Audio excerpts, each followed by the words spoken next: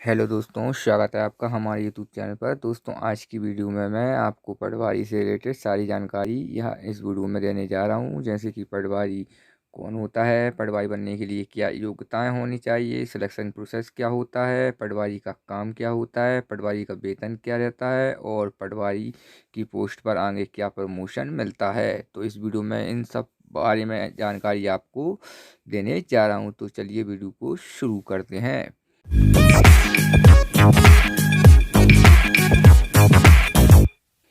तो दोस्तों, सबसे पहले हम बात करते हैं पटवारी कौन होता है। यहाँ मैं आपको बता देना चाहता हूँ कि पटवारी या लेखपाल यह राज्य सरकार का एक अधिकारी होता है। पटवारी के रिक्त पदों को भरने के लिए प्रत्येक राज्य सरकार द्वारा भू राजस्व अभिलेख तथा कुछ राज्यों में लोक सेवा आयोग द्वारा इसकी भर्ती का आयोजन किया जाता है। अगर आपको पटवारी भर्ती में शामिल होना है तो सबसे पहले आपको इसका एक एग्ज़ाम निकालना होगा। एग्ज़ाम के लिए क्या योग्यताएं होती हैं आगे हम आपको बताएंगे, और साथ ही पटवारी के जॉब प्रोफाइल के बारे में संपूर्ण जानकारी भी देंगे।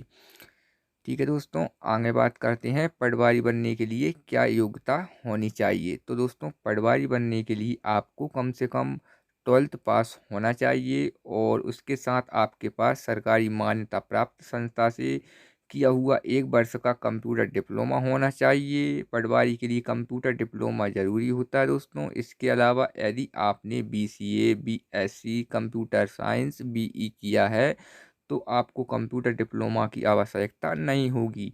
यह योग्यताएं हर राज्य में अलग अलग हो सकती हैं दोस्तों। पटवारी बनने के लिए आपकी आयु 18 से 38 वर्ष तक होना चाहिए, जबकि कुछ राज्यों में यह आयु 40 वर्ष तक भी हो सकती है और साथ ही विशेष वर्ग को इसमें आयु में छूट भी दी जाती है।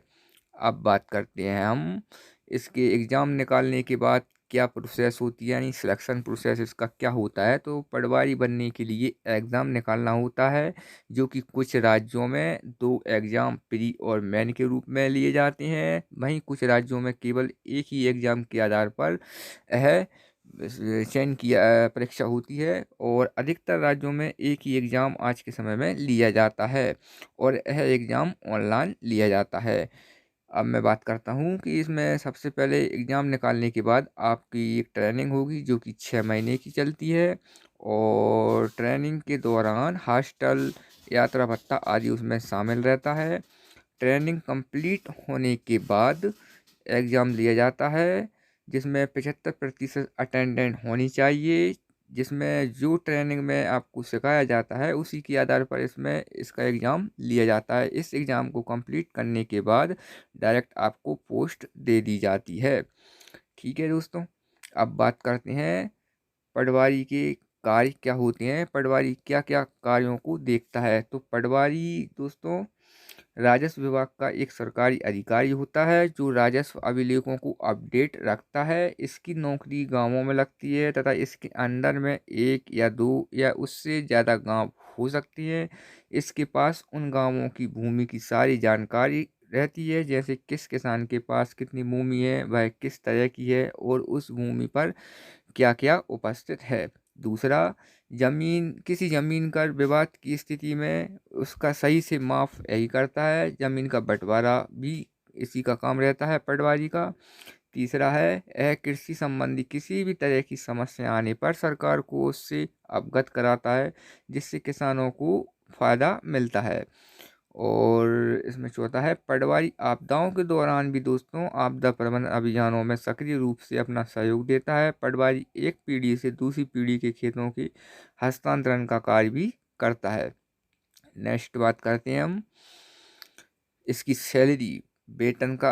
पटवारी का वेतन क्या होता है। तो पटवारी का पद दोस्तों राज्य सरकार के अंतर्गत आता है। पटवारी का वेतन 5200 रुपये से 20,200 रुपये तक होता है, जो कि 7th पे के आधार ग्रेड पे के आधार पर होता है। इसमें कई प्रकार के भत्ते भी जोड़े जाते हैं जो मिलाकर 27,000 या 28,000 तक हो सकता है और यह आंकड़ा फिक्स नहीं है दोस्तों, यह हर राज्य के हिसाब से अलग अलग हो सकता है।